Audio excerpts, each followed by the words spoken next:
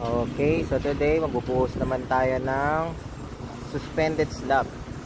So magkaiba yung suspended slab tsaka yung slab on grade. Kasi yung slab on grade, directly nakapatong siya sa lupa. So fully supported yung buong area niya, yung buong span niya.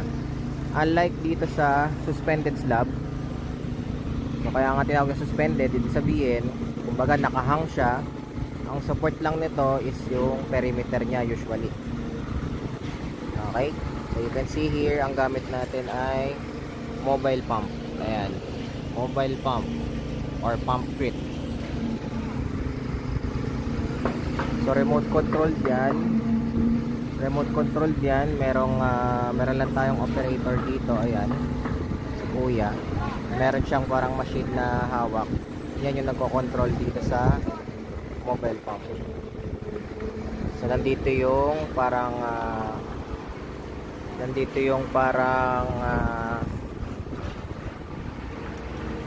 yung pinaka-channel ng remote niya. Ayan, yung pinaka-channel ng remote niya para makontrol niya yung mobile pump, which is this.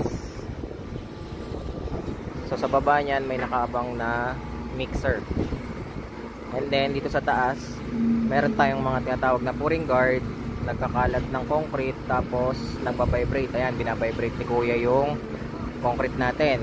So bakit binabibrate? Para walang honeycomb, para evenly distributed yung mga aggregates.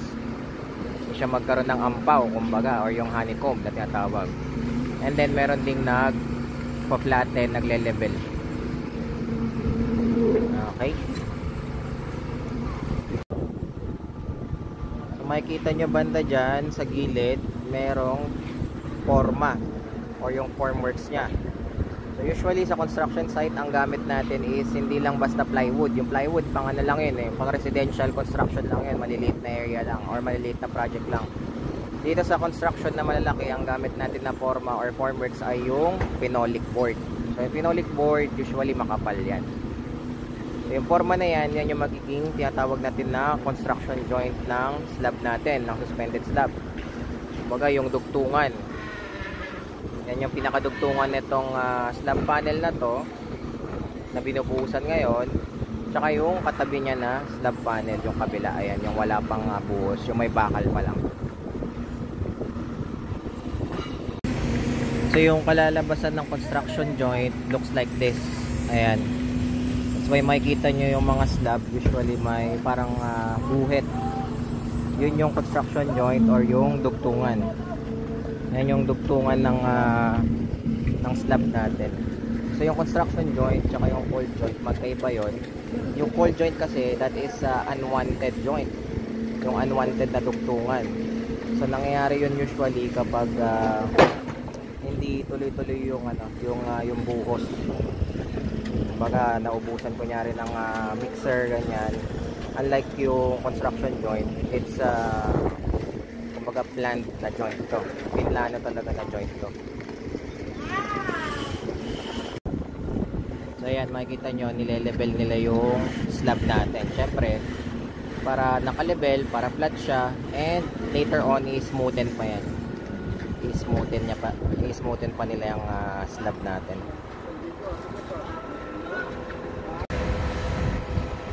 So yan yung mixer, yan yung concrete mixer natin. Yan yung madalas na nakikita sa kalsada, usually sa gabi. Sa gabi yan usually kasi may truck ban Although sa araw meron pa rin naman. And then from the mixer, yung concrete ibubuhos dito sa mobile pump or sa pump crate. And then from the pump crate, dadaan siya dito sa pinakatubo niya. Meron siyang kumbaga pump dyan na magtutulak sa concrete pataas. Ayan. And yung paggalaw ng mobile pump, it is being controlled by an operator. So ito yung operator nya. Ayan, yung operator nya.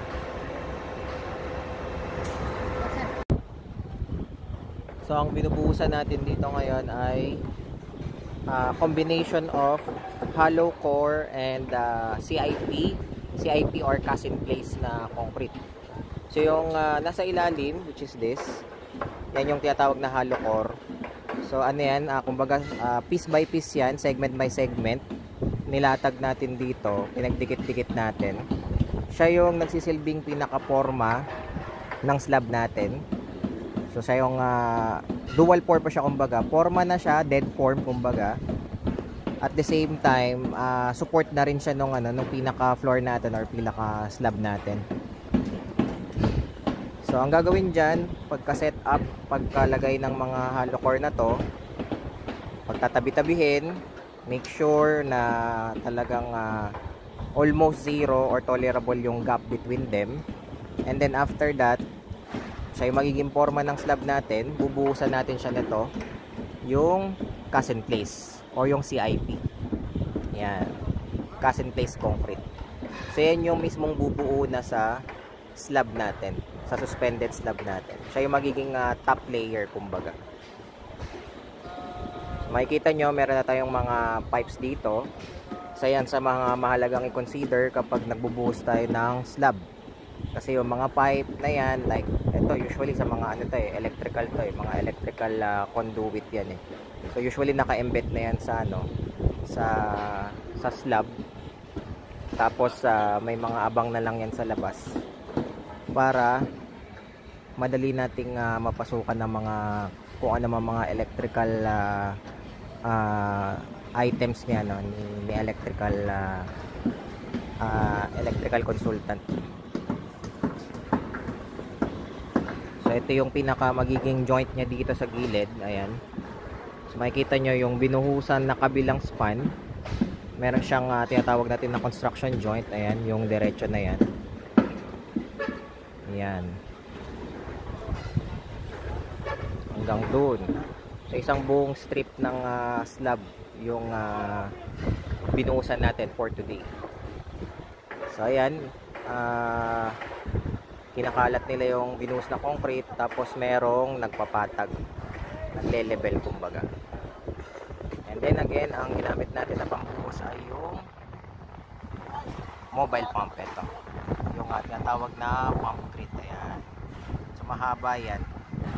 Usually ginagamit yan sa mga buhos, sa mga mataas na level, mataas na area.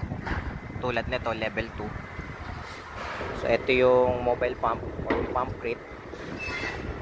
Yan yung pinaka system nya. And then nakaabang dun sa likod nya yung concrete mixer natin. So dyan nanggagaling yung pinaka concrete natin. So it's very important na continuously umiikot yung continuously umiikot to yung sa mixer natin para hindi tumigas agad yung hollow natin o yung concrete natin.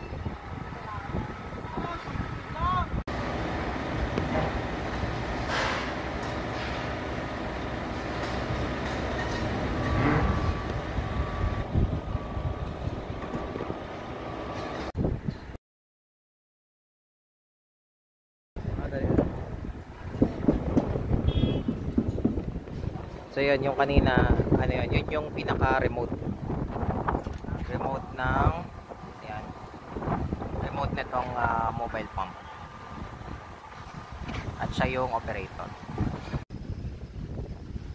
Ito yung pinaka channel nung remote ng operator ng mobile pump natin or ng pump crate natin. So yan yung dahilan bakit niya nakokontrol yung mobile pump. Yan yung pinaka channel niya.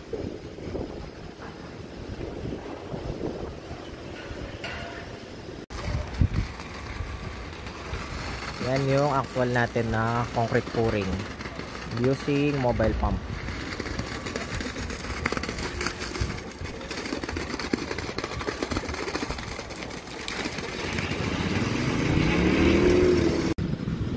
So after mabuhusan, ayan, kailangan natin siyang i-trowel. So yan yung trowel na tinatawag. Yan yung kumbaga pang smooth finish natin. Para lang maganda yung surface niya. Hindi siya pangit tignan. Hindi siya bako-bako, smooth finish kumbaga. Ayan, yan yung tinatawag na trowel.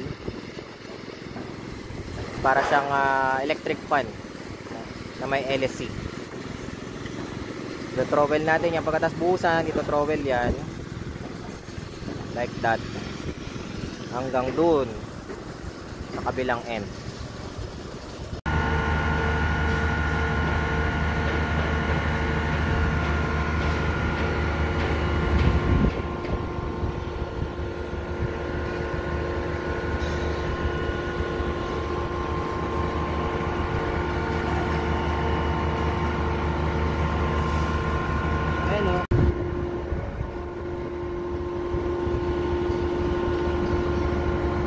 Yan ang ating mobile pump.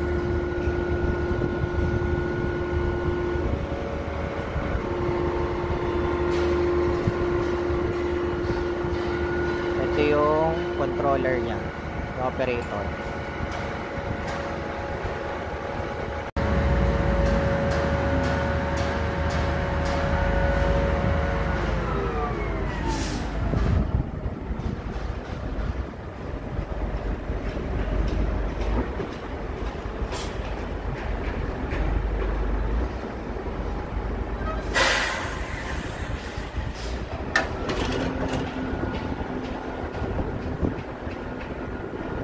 Magsali na tayo ulit ng konkreto galing sa mixer papunta sa mobile pump. Naibubuga ng mobile pump papunta dito. So, may gagawin tayong alulod dyan ulit para mabuhusan natin yung loob.